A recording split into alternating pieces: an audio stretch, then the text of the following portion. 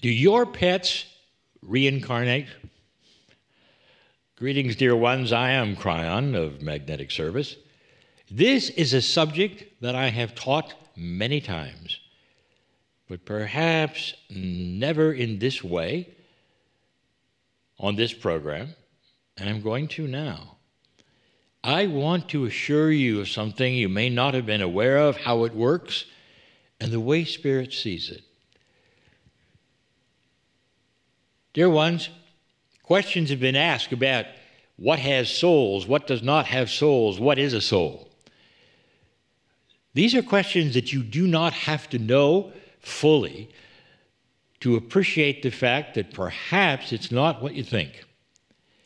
The human being has a human soul, and that is then purposed with reincarnation and all that you have in this dark light balance on the planet and all that is that you go through. But there are souls, dear ones, of some animals, not all. And the difference is this: if there is an animal in your life of any size, shape, or form that has a love affair with you, that animal develops a soul. And the soul is developed because of you, because you are there. And there are those who don't like this. They like the black and white approach. Well, they either have souls or they don't. What are you telling me, that they get them sometimes and sometimes they don't? Yes. I'm sorry that that's confusing, but that is the way. And it's complex, and it has everything to do with love. Almost all animals that you would have, there are a few exceptions, but almost all the animals you would have that you experience a profound love affair with have the ability to reincarnate. Would you like me to say that again? The ones you've loved and lost have the ability to reincarnate because they don't live that long. And in this process of reincarnation for an animal, it has one purpose only. It will reincarnate only if you find it. Because it wants to, are you ready? Your animal wants to continue the love affair. And that animal is less perhaps involved in the things that your soul would be. It only is involved with you. So continuing the love affair is for the animal, but mostly for you. Now, some of you have known this, and you understand it. Some of you have found out about it mysteriously and realize that what you have is the reincarnation of what you used to have, because it has the same habits, it has the same things it does, right and wrong. The way it looks at you is welcome back. So here are the instructions. Once again, I'm going to give these to you for you to listen to. All of those of you who are animal lovers have had a time when you had to say goodbye. And it was way too soon. Way, way too soon. And when that happens, there are certain kinds of things that occur depending upon who you are and the loss that you've had.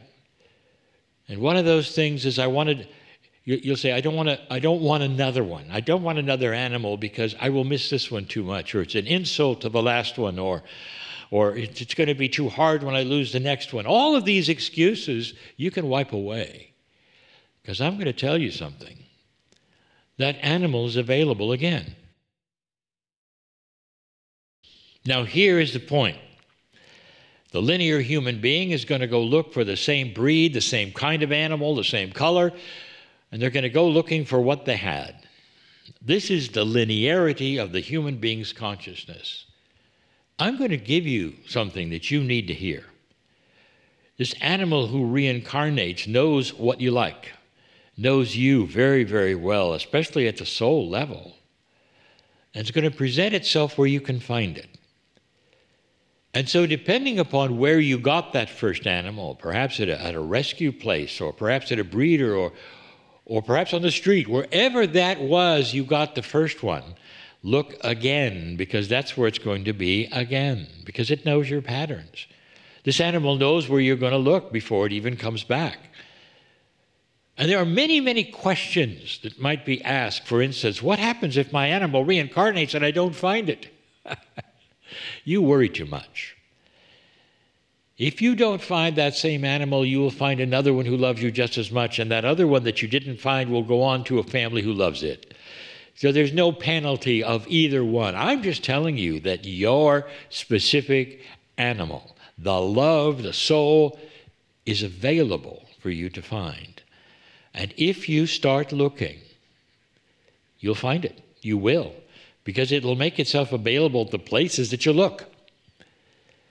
Now, this has been proven over and over, even by those who said, I used to have this beautiful animal and I just love this cat so much. I'm going to shift to a dog this time. And you go to find the dog and you'll find the cat's soul in the dog. And you'll know it because the dog will act just like the cat, and you'll say, how is that even possible? And the dog will wink at you, because I'm back. If you get another dog, perhaps another breed, it'll have the same bad habits the first one had, the same good things. It'll greet you in the same way and you never told it to. It'll do things you trained it to do without the training, just as a wink to say, I am back, and here I am again. For another decade or so of beauty and of love and purpose. This system has been set up for you. I want you to think about that for a moment. Is it possible that the creative source who created you, who created your soul, who created this planet and all that it is about, cares so much about you, that there actually might be a system of love for you that helps you in these times of loss? It's becoming more popular around the world to have these which you love, who are pets of any shape or size. And the reasoning is this, is because as the chaotic world increases in its chaos, there's a sweet spot of peace, often with an animal. And the animal cuddles up to you and loves you, looks in your eyes, and you know that it receives love and takes it in. You know that it gives love back. No matter what the intellect of the animal is, a bird, a mouse, a dog, a cat, a horse, and there are others as well, almost all animals can receive, understand, love, and give it back. They're safe with you, and they know they are. They develop a personality because of you and your love. And that's who they are for their entire life, that they are with you. And then when you lose them, it's like losing perhaps even a child. And you bemoan that, and you suffer, and you have grief. I am here to tell you that they are available. I am talking to somebody right now who needs to hear this. Right now, who needs to hear this. Get up and find that animal again. And you'll say, where should I go? Anywhere you want to, that you would normally go to find this animal. And you will know that when you see them and you look in their eyes, and they will look back at you and say, I'm here again, let's keep going, let's keep going. Let's extend the love affair.